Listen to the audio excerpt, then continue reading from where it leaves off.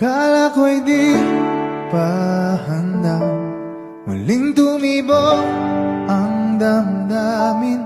Ngunit bigla kang dumating sa buhay ko.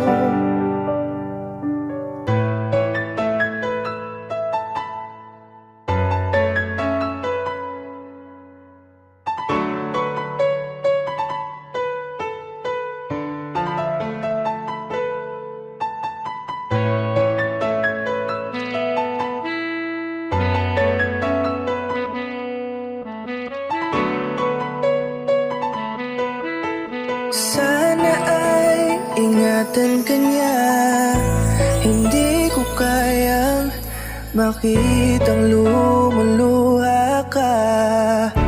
Kaya sobrang sakit sa akin na bitawan ka. Ngunit ngayon ay hindi na pwede. Tayo'y napagod, sa labay natalo. Kaya akin ang ipapaubaya ang puso mo sa kanya. Alam ko naman na siya na ang gusto mo.